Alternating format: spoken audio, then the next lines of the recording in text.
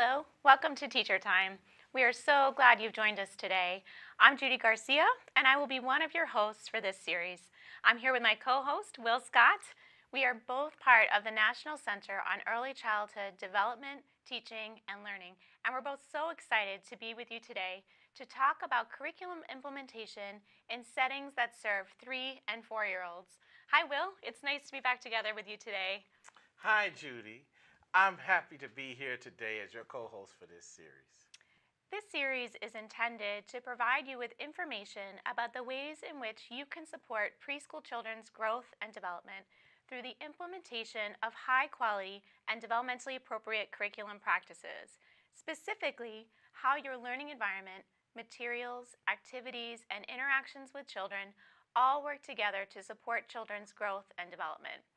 And we know how important it is to recognize children's individual interests, languages, cultures, and learning styles, and provide responsive, organized learning environments that promote children's growth and development. This series has 4 segments. Our first episode focused on implementing curriculum that is responsive to children's interests. Today, we'll talk about strategies you can use to identify specific needs of individual children and provide a learning environment that is specifically designed to support their learning and development. As you know, each episode is followed up by a coffee break where we will ask the experts from today's episodes your questions that you send in during today's show. Please remember to enter any questions you have into the chat box at the bottom of your screen. Also, there will be several opportunities for you to engage with us through some chats and polls during today's episode. So make sure to keep an eye out for those. Also, we don't want this to be the end of the conversation, so please take time to go to our special Teacher Time community in MyPeers. You'll be able to see the coffee breaks there as soon as they are released and ask questions, participate in polls, and engage in conversations with other teachers just like yourself. Finally, make sure you fill out the evaluation at the end of the show.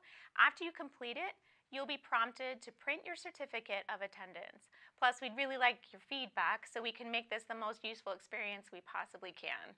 We hope you'll use the ideas we share today and share your ideas both in the comment box and on the MyPeers group. Last time we were together, we talked about implementing curriculum in a way that is responsive to the specific children you're working with. We know how important it is to support children's learning with a responsive approach to curriculum.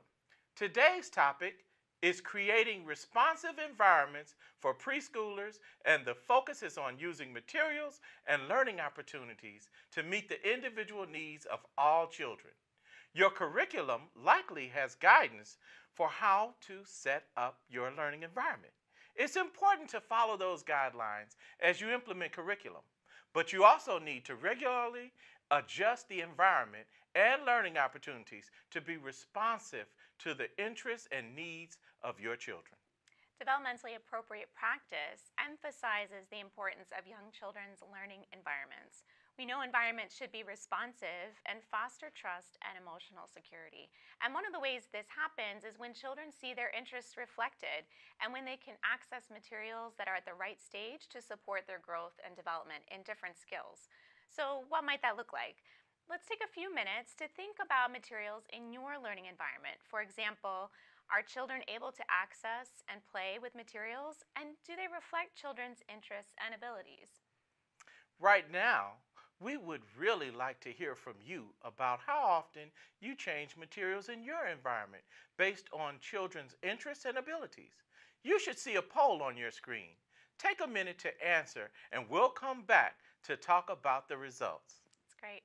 Now it's time to welcome our guest expert today, Dr. Alex Figueres-Daniel. Dr. Figueres-Daniel is a senior research coordinator at the National Institute for Early Education Research, which many of us know as NEAR. She has collaborated on NEAR's field research projects over the past 5 years and served as the spokesperson for NEAR's outreach to the Hispanic media. Alex has been a pre-kindergarten teacher and a teacher in a dual language program and has supported many programs and teachers in understanding and implementing high-quality curriculum practices. Today, Alex is here to help us understand the ways we can create learning environments designed to reflect the knowledge and interests of children and families. Welcome, Dr. Alex. So why is the learning environment so important? So the learning environment is very important. First, it helps to communicate to children that this space is theirs and that they're supposed to really find this to be their home away from home. It also teaches them that this is a space where they can be autonomous. And so depending on how the environment is set up for them, they have opportunities to access things freely based on what they're interested in and what they want to work on for the day. And finally, it is a huge communicator of the values that we feel children should know, in that their cultures and languages should be represented there so that they feel that they can build on their identity as well while they're away from their homes. And a lot of your research really focuses on the environment, right? And that's because it's so important? Yeah, I mean, I think that in our field, the one thing that we place a super strong emphasis on when we're looking at quality is the environment and how the environment is specifically set up to support children's learning on very individual basis. So one of the things that we hear sometimes when we talk about the learning environment is that it's a third teacher. So when we think about the teachers that children might engage with, first, obviously we know parents are the first teacher, but then they have teachers in their programs that they engage with. But then there's this idea that maybe the environment can act as a teacher, depending on how the teacher sets up the environment to support learning and development. So could you help us think about maybe how a teacher could use the learning environment as a partner, as a third teacher to support children's learning and development? Yeah, so on a very basic level, the idea of small furniture and chairs and tables that make it comfortable for children to learn, schedules and routines that support predictability, so it's really easy to focus on learning and things that you want to do when you don't have to be concerned about when lunch might be happening or when mom or dad is coming back for you. And that the environment should be really warm and really allow children to feel comfortable enough to be there and live there and take risks and engage with other children. At another level, the environment does need to be accessible for different needs, for different disabilities, cultures, languages, and ages, because often in our programs, children have within their age have varying levels of ability, but we also have lots of mixed age programs, and so that needs to be thought of as well. The outdoor environment is something else that needs to really be considered in terms of play equipment and how many different skills children have access to developing on the playground. And finally, as mentioned before, the need for real opportunities to see their cultures and languages reflected. That's great. So we're going to watch some video of a learning environment that is acting as the third teacher for children, and then we'll come back and we'll chat about it for a little bit. Sure. Okay, so we'll watch that. I think computer might be full. You might want to check because Allison told me that housekeeping is full. So maybe if you want to go on the water table for your sleeves up. Eggs.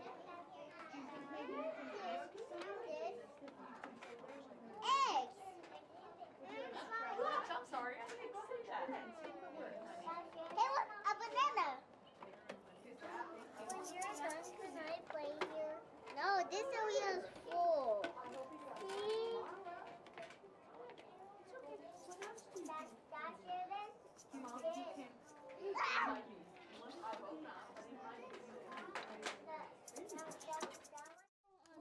No? Who gonna go on the bus? Do you remember who goes on the bus? Me! Riley goes on the bus. Who else goes on the bus? Me! Go home. Jaden. Jaden goes on the bus. And then we go home? We do. Do him go on the bus? Torian? I don't know, ask him. I don't go on the bus. Me. So go outside and play with your car. I don't think so. I don't think so. This is the oven. Yes, and the stove. No coming out. Dr. Alex, what did you think about what we saw here in these learning environments? All right, I think I saw lots of things that I usually see, fortunately. For one, in the opening scene where the children are playing in the dramatic play center, you can see that there are bins with labels that makes it very easy for them to put things away. But essentially that they also have all of the play materials that they need to carry out what looks like a really sophisticated family play scenario. So they have the dolls, the high chairs, and everything is right within access, and they're building all of the social emotional skills that you would hope to see happening in a dramatic play center. There's no searching around for something that they might need to contribute to the play, and it's really just all the work that they're doing. During the lunchtime, I saw that the children were helping themselves to their lunch while they were talking with the teacher. So again, they can really focus on those interactions rather than waiting or worrying about when they were going to get their part. And finally, I think one of the things that really stood out to me, although I don't know if it's super obvious, but being a regular classroom observer, I noticed the interactive schedule that was posted behind the children playing with the blocks. And I can see that the teacher must be moving some type of a marker along the way so that children are able to see exactly what part of the day they're on and what part might be coming up next. And so I think that's a really meaningful way to use a display in the classroom to help to build autonomy and to help them really be, I don't want to say mindful, but very engaged in what they're actually doing rather than worrying about other things. That's great. So the environment is not just the materials, but also the things on display on the walls and the way that the teacher engages with children and provides them with autonomy. That's great. Thank you so much. These are great examples, and I know we'll get to talk with you more on the coffee break about what we've seen here. Okay. Remember, if you have questions for Alex, submit them in the comments box, and we'll discuss them during the next coffee break. Now, let's look at the responses we received from the poll about how often you change materials in your learning environments. So we have our poll results in, and it looks like the majority of people who are viewing today say that they frequently, at least monthly, change the materials in their classrooms and their learning environments to reflect the needs of individual children, which is fantastic. That is. Yep. That's right. All right. So now we're going to ask you to actually respond in our chat box. One of the things we'd like to hear is how you have used your learning environment as a third teacher. So for example, to scaffold learning, reflect children's interests and abilities, or to adapt for children with disabilities. So take a minute to let us know, and we'll come back to your responses in a bit. Now we're going to take a few minutes to focus specifically on the development of language and literacy. Earlier this week, I had the chance to speak with Dr. Linda Espinosa, Professor Emeritus of Early Childhood Education at the University of Missouri-Columbia. Let's watch to see what she has to say about creating learning environments that support children's growth and development in language and literacy. So we're happy to have Dr. Linda Espinosa back with us in the studio today. Dr. Espinosa is a Professor Emeritus of Early Childhood Education at the University of Missouri-Columbia. She's worked extensively with low-income Hispanic and Latino children and families throughout the state of California as a school administrator and program director. She's published more than 120 research articles, book chapters, and training manuals on how to establish effective educational services for low-income, minority families and children who are acquiring English as a second language. Thanks so much for being here today, Linda. My pleasure. We're excited to have you back. So we've been talking today a little bit about how teachers can be responsive to children and meet their individual needs in the classroom. And one of the things we want to think about specifically with you is supporting individual children's language and literacy experiences and their growth and development. We know that this is important because they each have unique experiences and backgrounds. Their cultures and languages are unique, and what they've experienced is different when they come into the classroom. So we want to think about ways to make sure that the activities that we provide, the instructional opportunities that we provide, are appropriate to each child and meet their specific knowledge and skills. So if you could help us think a little bit about ways that teachers can provide interesting and engaging learning experiences for children that will really meet them where they're at. Right. Well, and I'm so glad you brought up the unique, individualized nature of language development, because it is really important that as teachers, as educators, we do understand an awful lot about the background of the children, particularly when those backgrounds are not similar to our own, so that we after we've had those family interviews and we've talked to families about those early learning experiences and the family's cultural practices, the family's language preferences, then we can be responsive to what the child is saying to us. The language aspect of it does underlie everything else that we're doing in the classroom.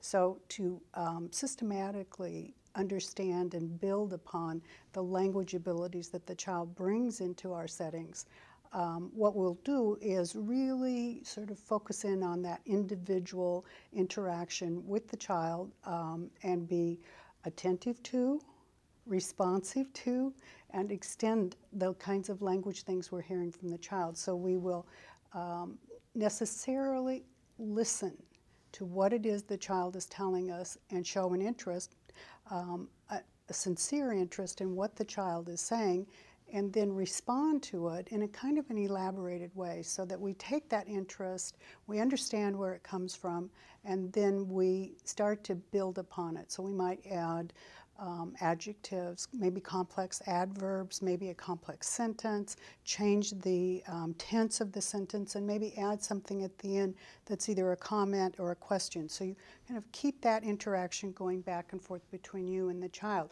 Again, it really does require that as adults we slow down, pay attention to what that child is saying. And I know this is really difficult in that chaotic world of preschool teaching, but occasionally we need to make time for it for each child so that we hear what they're saying and we attach our response to what is it that's important in those curriculum goals. So we might bring in a vocabulary word if we're talking about shapes or colors or sizes or whatever the particular focus of the curriculum is that day.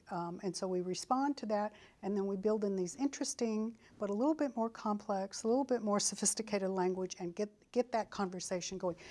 Not as so different from what you would do with an adult. So we're going to take a few minutes to just watch a teacher as she's interacting with a few children and listening to them and then supporting them in their language. Oh no, please don't crash our tower, Aaron. Please don't crash our tower. Oh no, Aaron, come here, Aaron. Come here. Look at Allison's face. Come here, come sit with Michelle. Look at Allison's face. How do you think she feels right now? Why do you think she's sad? Because I don't know. you did knock down her tower and that made her sad. How do you think you can make Allison feel better? Ask her, how can I make you feel better? How I make you better?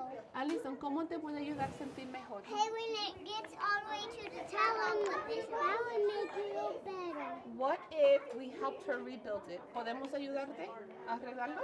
Let's help her rebuild it. So I'd just love to hear your thoughts about what this teacher did to support these children individually, where they were in terms of their language and ability to express their needs and their thoughts. Right. Well, it was a beautiful example of a teacher who was sensitive and responsive. This little guy, Aaron, had done something that a teacher could have said, no, don't do that. You knocked her block. Don't you see that makes her feel bad?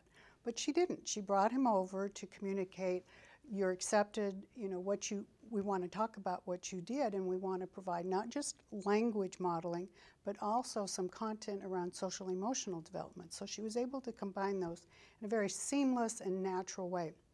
So she brings Aaron over, he sits on her lap. She helps him understand how Allison, I think it is, how she is feeling because she had built something and he had knocked it over, probably recklessly and thoughtlessly. And the teacher is helping to build in him that concept of empathy and compassion toward the other girl's feelings, little Allison's feelings. The really interesting part too is that Aaron's very cooperative, clearly wants to improve on his interactions and probably wants to be friends with Allison, which most preschoolers do, really have this desire to have high quality social interactions with their peers. We also could see that Allison wasn't responding to English, and so the teacher had the bilingual ability to communicate to little Allison, you know, is it okay if we help you? Do you want us to help you?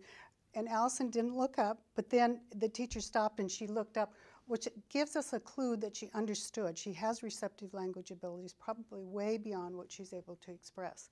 So the teacher asked her if it's okay, and then she kind of nodded and said yes, so gave that indication, and then talked to Aaron again. So I think this was a very sensitive way of both modeling the English language for Aaron and for Allison, and helping Allison understand what that content of that lesson was in the language that Allison is clearly more proficient in.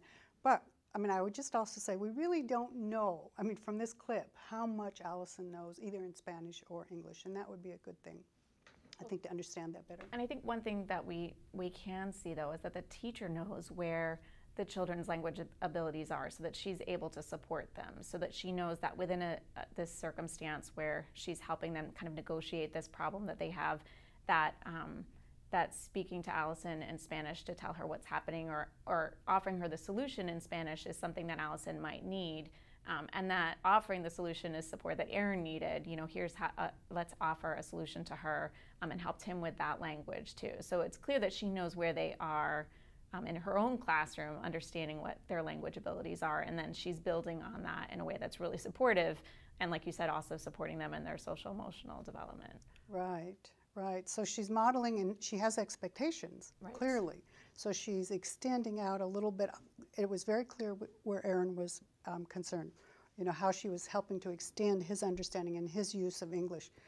A little less clear where Allison was in those, in that aspect of dual language development, where she was in her English and where she was in Spanish. But my sense would be, same as yours, if she thought Allison was more capable, had more English proficiency, and I understand this was the beginning of the year, and maybe this was a brand new language for Allison, so she wasn't putting unusual demands on Allison to respond in a language that she may not have had any abilities in whatsoever. Right. So that's great. So can you help us think just a little bit about in classrooms where we're supporting very young children in their language development, some strategies for supporting individual children? So what are some key things that teachers can do that will really help them be able to individualize in the way that we saw in this video? Right. Well, and we've kind of brought this up already, but understanding that background of the child and what those interests are, what those family practices are, what this child has been exposed to in their earlier years is really key to then connecting the content of what we're teaching. And obviously our content is going to promote the goals that we have within our curriculum. So you know what the themes are, what the concepts are that you are working on. For the example earlier, the teacher may have been really working on identifying human emotions, sad, happy, etc., and maybe that was part of a theme or something. So you have your content, and then you kind of understand how you can connect that into the interactions, the language and literacy interactions that you have with the children, through the choice of books that you make, through the types of materials that you put in your learning centers, through the interactions that you carefully structure in those learning centers, and our ability to both teach content, individualize it, and make it culturally consistent with what the child has already experienced. An excellent way to instruct that incorporates all of these elements would be using a dialogic reading approach. And dialogic reading is basically just a term that we use when you select a book. Let's say The Hungry Caterpillar. It's available in Spanish and in English, and for this teacher's classroom, that would be very appropriate.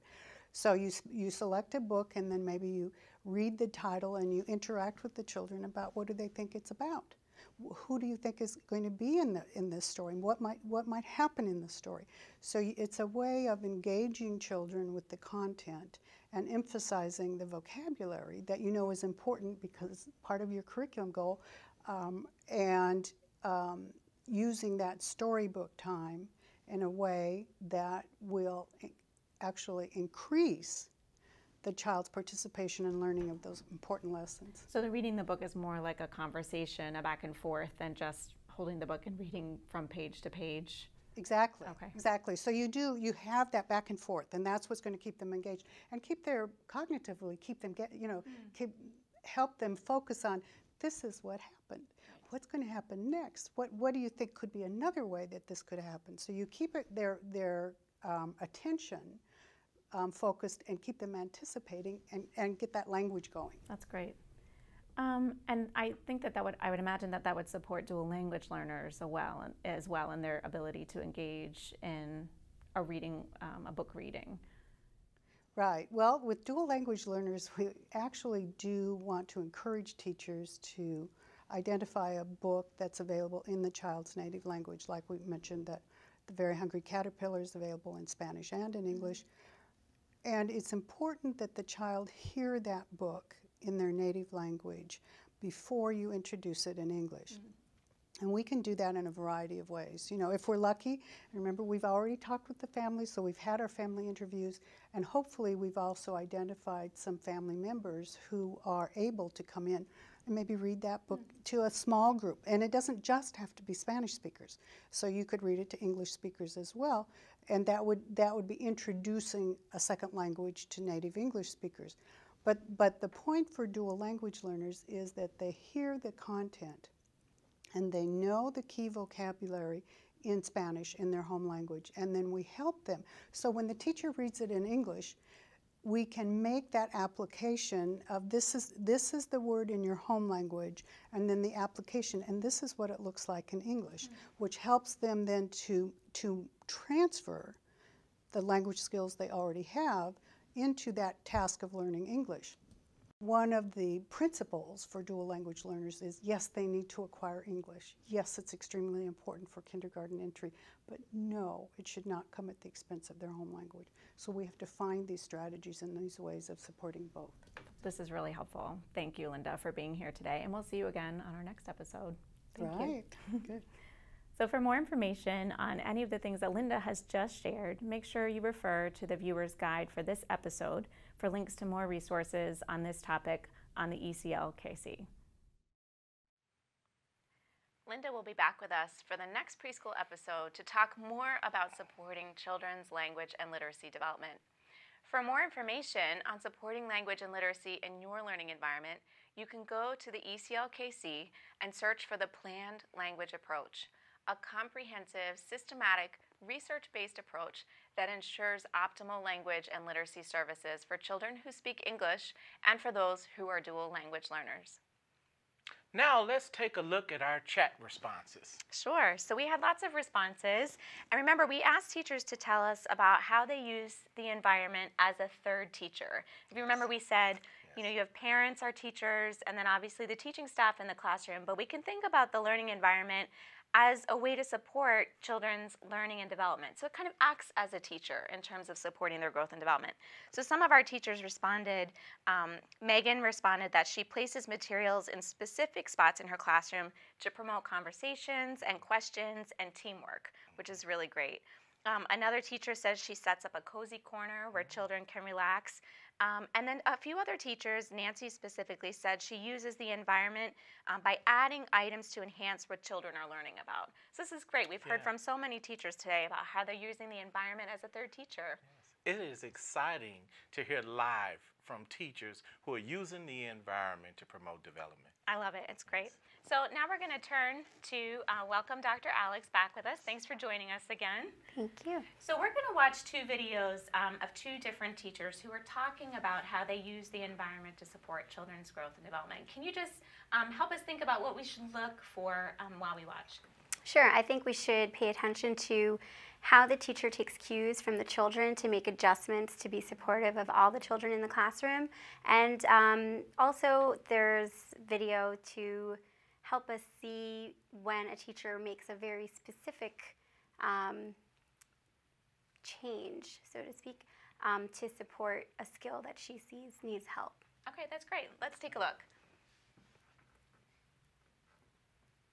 With 8 children, especially with our mixed age groups, it is sometimes a challenge to find out what the children are interested in. The teachers do a lot of watching the children to see what they're interested in, which toys they're tending to go to, especially after several days when we add new toys in. If they're going to those toys, then we know those are what they're most interested in, and so we're able to add other toys to build on that. So if they're really interested in the blocks, then we can bring in the animals to play with the blocks.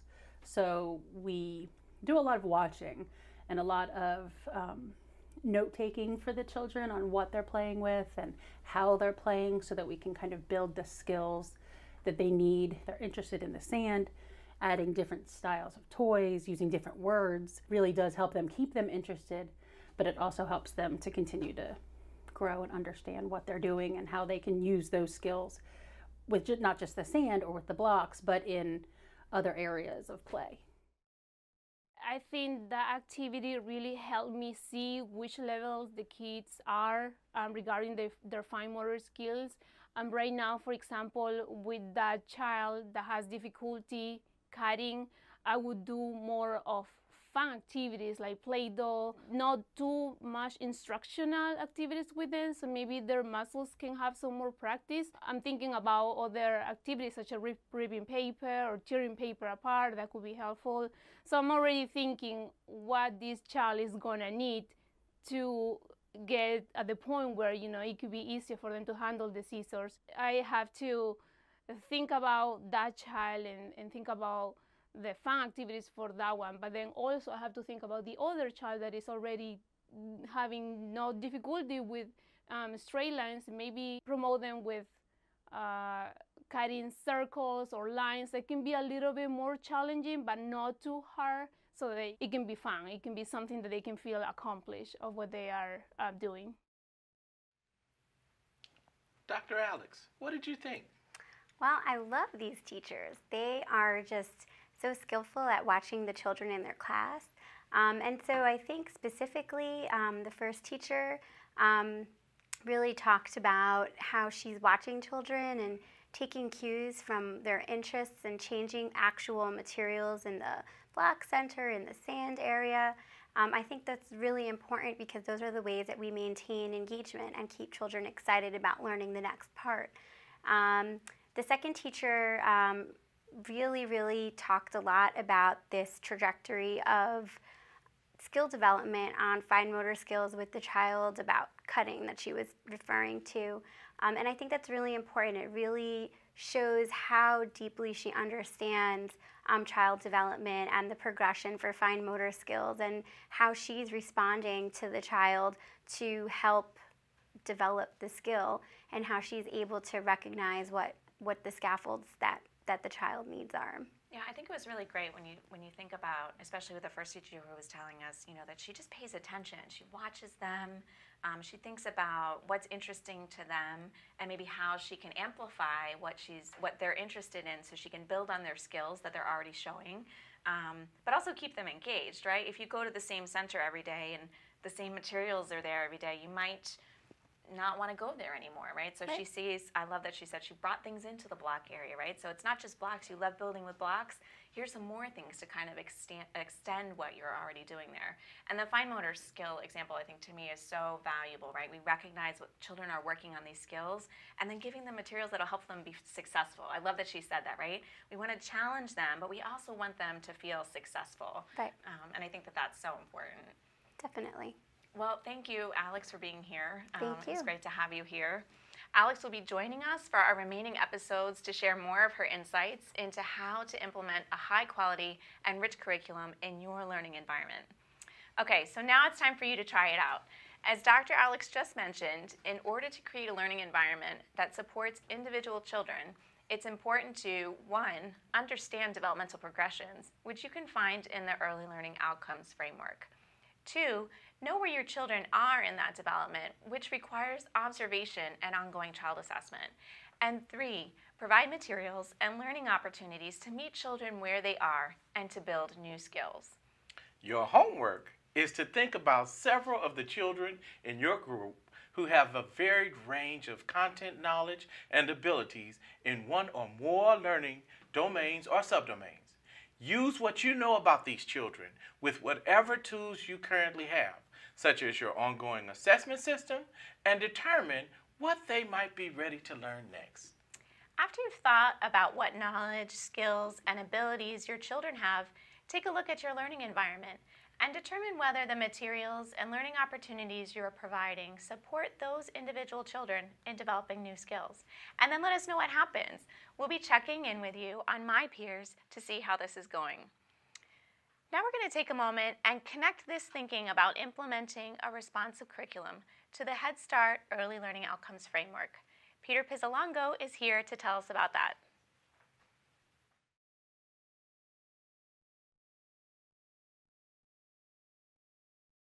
I'm Peter Pizzolongo, Director of Training and Technical Assistance Services at the National Center on Early Childhood Development, Teaching and Learning. For this portion of Teacher Time, we'll focus on ELOF, the Head Start Early Learning Outcomes Framework, ages birth to 5. The ELOF is a framework that represents the continuum of learning for infants, toddlers, and preschoolers, what children should know and be able to do during their formative years, from birth through age 5. ELOF outlines and describes the skills, behaviors, and concepts that early Head Start and Head Start programs must foster in all children, including children who are dual language learners and children with disabilities.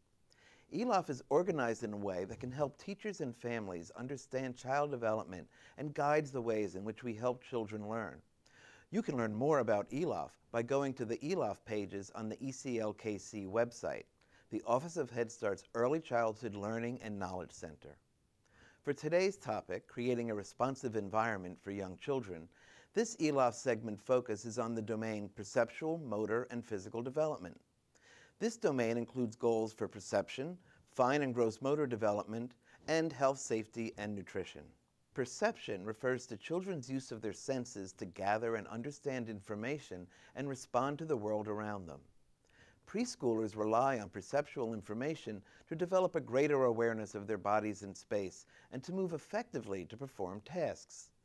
Think about how preschoolers use their senses as they engage in activities that use their fine or gross motor skills, such as when a child moves his body in relation to an object to perform a task, a skill needed to, for example, get in position to kick a ball. Motor skills support children in fully exploring their environment and interacting with people, so these skills support development in all domains.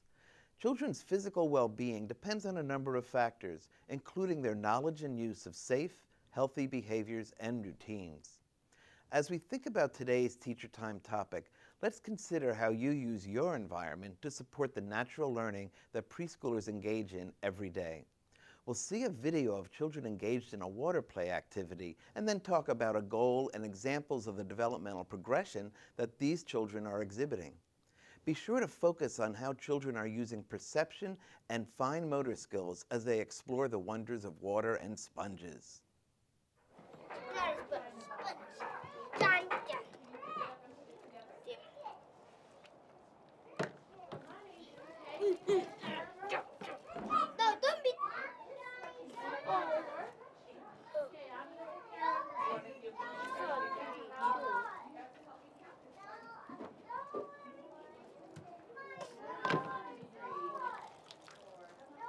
I'm washing the... Can I use the yellow?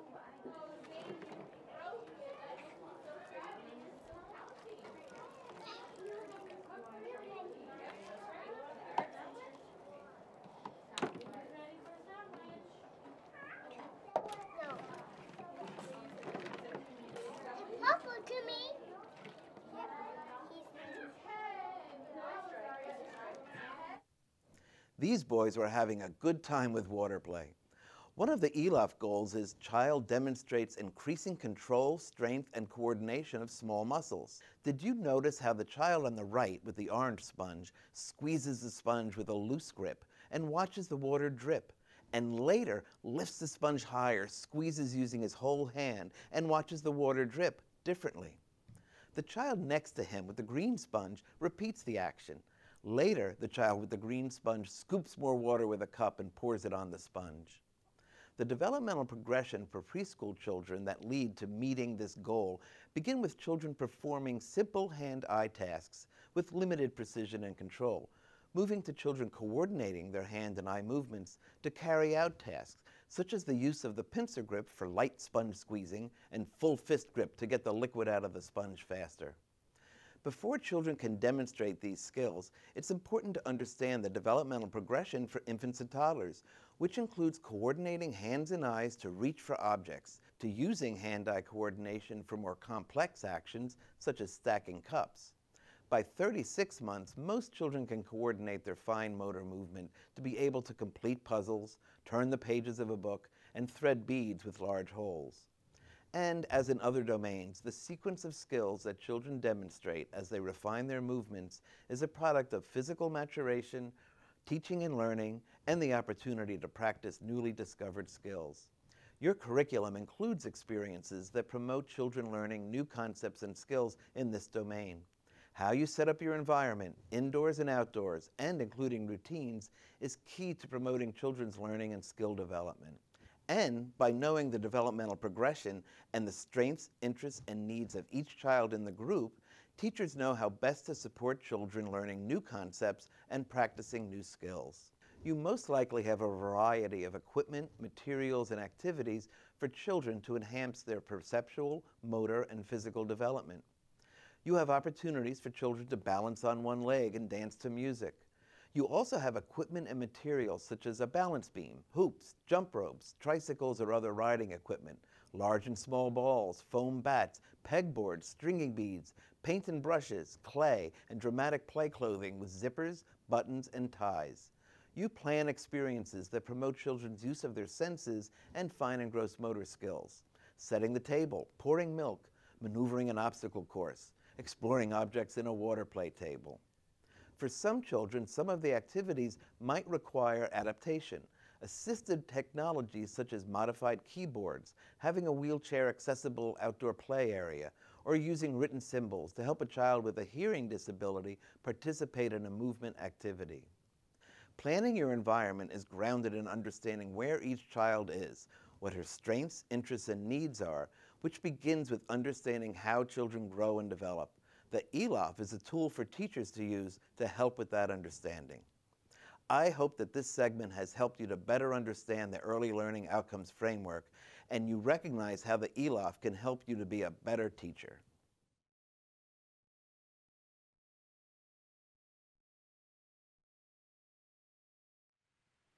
Thank you, Peter. We're going to transition now to talk a little bit about how to support children who may have challenges that make it difficult to persist at tasks or engage in activities you have provided. Sometimes, even when you provide learning environments that reflect your children's interests, you may still struggle to connect with and support some children in really engaging with materials and activities in your classroom. Earlier today, I was able to sit and talk with Dr. Neil Horan from the National Center on Early Childhood Health and Wellness. The last time he was here, he talked about using mindfulness to support young children. Let's listen as he shares some specific strategies for supporting mindfulness in your learning environment. Hi, Neil. Hi. Welcome back. Thanks so much for having me, Judy. Thanks for being here. Yeah. So you're here to help us think about children and teachers in the classroom and how we can support really their social emotional development. And last time you were here, one of the things that you talked about, one of the strategies you talked about was using mindfulness as a way for children to approach their learning, and also as a way for teachers to take care of themselves.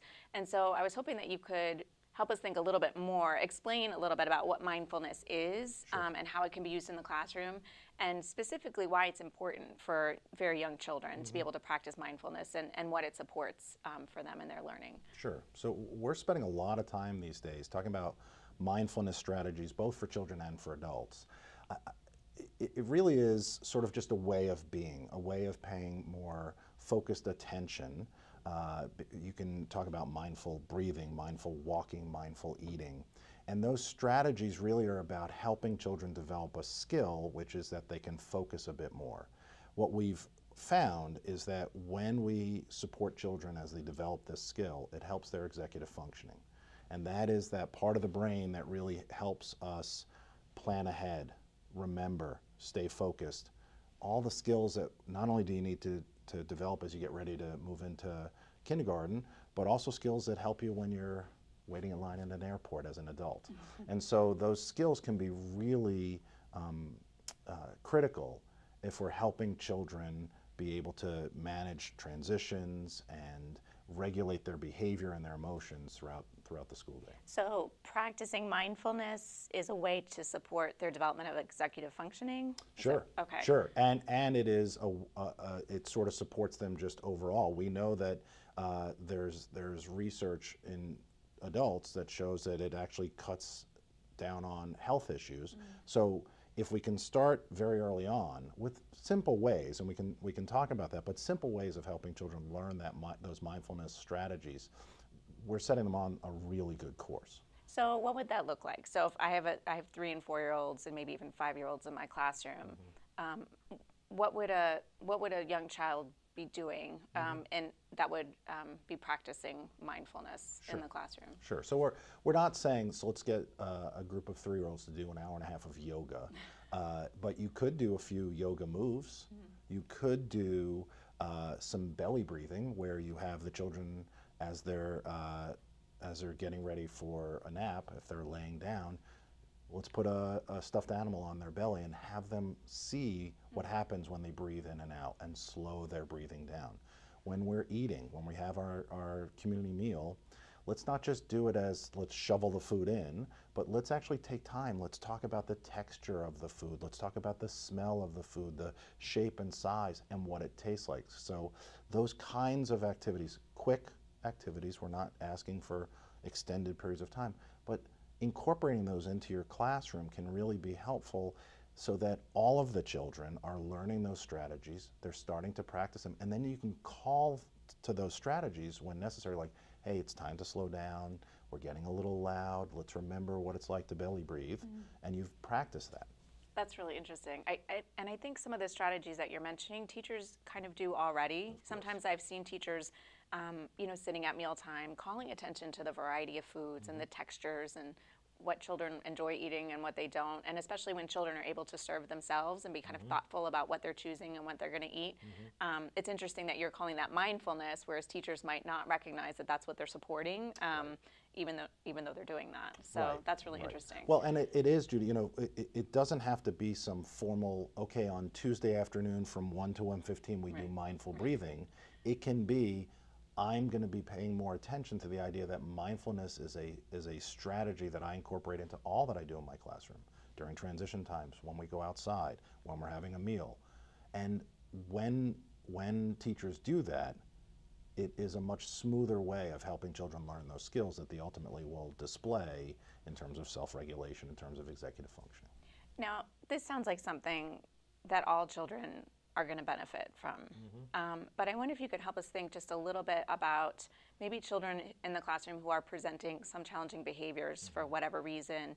And there's executive functioning, which I think you've mentioned that it supports, but then also maybe in relationship to managing your own behaviors and your own emotions. Can you talk a little bit about how mindfulness can support that? Sure. So part of being mindful is paying attention to how you're feeling, both physically and emotionally. And if we are supporting 3, 4, 5-year-olds in this, they start to be able to recognize, when I'm angry, this is how I feel. They're mindful of it. And when you know how you feel when you're getting angry, you actually might be able to slow yourself down. You might actually not get quite as angry. And you might be able to access, because of that enhanced regulatory skills, those enhanced sort of executive functioning skills, some of the strategies that we've been working on in our classroom. Again, as you mentioned, I think it's a really important point. Most teachers are doing this as just a regular part of their day. They're just not calling it mindfulness. What we want to do is we want to help those children who may at times demonstrate challenging behaviors enhance those skills. I don't think that what we do is we do mindfulness for only a subgroup of children who have some difficulty. What we do is we do it for all, and those children who are still having difficulty now have a set of strategies that they can call upon. Let's do some belly breathing. Let's sort of slow down. Let's, you know, we talk about using glitter jars and different ways of sort of demonstrating mindfulness. That can be helpful to remind children who are having difficulty how to slow themselves down. So how some to be visual more. clues. Sure, Right. sure. Yeah. So, you know, I mentioned a glitter jar. So oftentimes if we sort of develop almost like a snow globe, we sort of, that's how we explain mindfulness, that all of us have lots of emotions, lots of things going on. For children, if we sort of help them understand that when you shake it all up, it's a little harder to see through, it's a little harder to stay focused. If you wait a second until all that glitter sort of settles down a bit, it's still there. All those emotions will still be there, except now you're better able to do what you need to do to sort of move through whatever challenge has arisen. Oh, that's really neat. I like that. So maybe just a couple strategies. You've already mentioned a few about teachers specifically. I mean, I think if you think about from the time, you know, children come into the classroom to the time they leave, how teachers can really intentionally kind of embed this throughout their day. Yeah, yeah. So, you know, from my perspective, one of the things that I see in a very effective classroom are staff who understand that this is not a sort of pull-out activity. This is not, we do this at a certain point. It's, we do these kinds of things throughout the day. So from the time the child arrives, really being mindful and helping that child be mindful that when you enter into this community, our classroom's a community, when you enter into our community, we greet each other. Hi, how are you doing? Right? The same way you did to me today, that's what we want to help children do. But it doesn't end there. When we transition into an activity, we're mindful that for some children, maybe that transition is difficult or more difficult, and so we put in place ways to help them through those transitions. When we get to mealtime, as we've talked about, another opportunity. When we go out and play, are we mindful of our bodies in space? Are we mindful of which children like to sort of do quieter activities and we sort of let them be and we don't force them? And which children like more active sort of physical sorts of activities, and we're mindful and help them be aware of their neighbors, of their partners in this community. Yeah, that happens a lot, right? Don't kick the ball into the kids who are painting, Right. those kinds of things. Okay. Well, I think that this is a good way to transition into thinking about supporting the health and wellness of adults who are working with young children. And so we know that, as you mentioned last time, this is a new, not new, but this is a growing area of thought and research and thinking, especially when we consider the level of intensity within the course of a day that teachers experience. So I think maybe we can, you can help us think about what mindfulness looks like for adults, because I think if you want to be supporting that in your classroom or in your learning environment, that you would want to be practicing it yourself. Is that so? For adults, maybe who are working with young children, what would mindfulness look like throughout the course of a day? I would imagine that it starts before you ever get to work. I would put forth the idea that all the adults have their own sort of glitter going, their own families, their own lives, whatever stressors they're dealing with, so that by the time they get to work, it might be time to take a few minutes to center yourself, whether it's meditation, yoga, some breathing, some way of sort of slowing yourself down. I can hear myself actually talking a little bit more slowly in my soft psychology voice. But for the adults, is before anybody arrives into your classroom, are you ready? And are you sort of slowed down enough that when this starts, and we know that the way that the day starts is, bam, it starts, it's quick, children are coming, parents have questions, people are dropping things off, children are starting to move about the classroom. How do you sort of approach that so that you're in a space where if something goes awry, you can sort of handle it in a smooth way, it doesn't sort of throw you off for the rest of the day? then having some time during the day, and this is the harder part, and this is where if the program itself is sort of paying attention to this, we're making a space where teachers have 2 minutes to go just breathe, take a breath, that teachers have a chance to not just grab some food and not have a chance to enjoy a meal. I'm not suggesting that they get a 3-hour lunch break, but I am saying maybe being aware that the more effective teachers tend to be the ones who are able to slow themselves down, regulate, use their executive functioning. Right. We know that mindfulness has a lot of positive benefits for adults.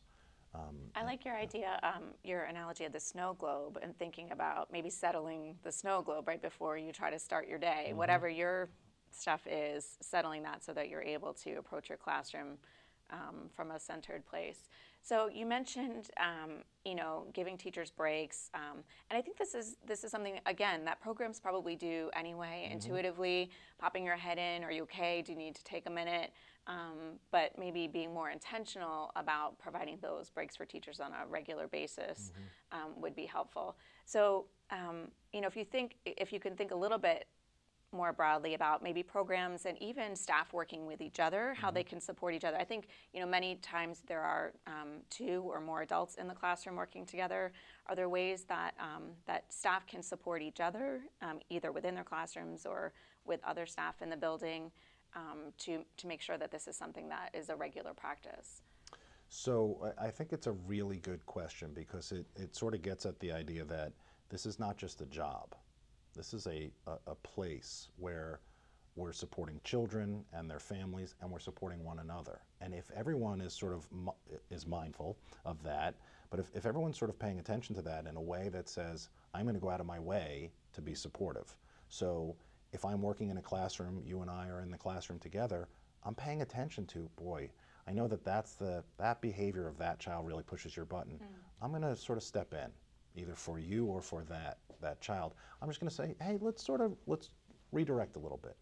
I'm going to sort of practice the breathing so that it helps you slow down. We're going to create a culture. The sort of director of the program is going to create a culture so that we are supportive of one another. We see ourselves as a community, and that we have, I was just out visiting a program where they have a yoga instructor actually come in at the end of the day. Wow. Once a week.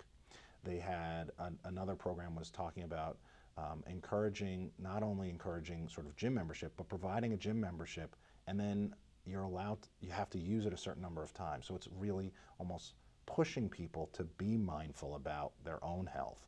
And I think we talked about this last time, if I remember right, that when adults are under stress, they tend to use harsher discipline, they're more punitive. When they're able to slow themselves down, they are experiencing less stress, they tend to be able to demonstrate those skills that we know all of our teachers have. Mm-hmm. They are caring, they're reflective, they're supportive.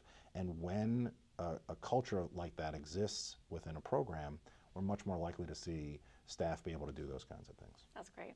Well, thank you. This has been really helpful, and it's given me a lot to think about. I'm going to try to be more mindful in my own practice. Yeah. And we'll see you again on our next episode. Super excited. Thanks, Neil. All right, thank you.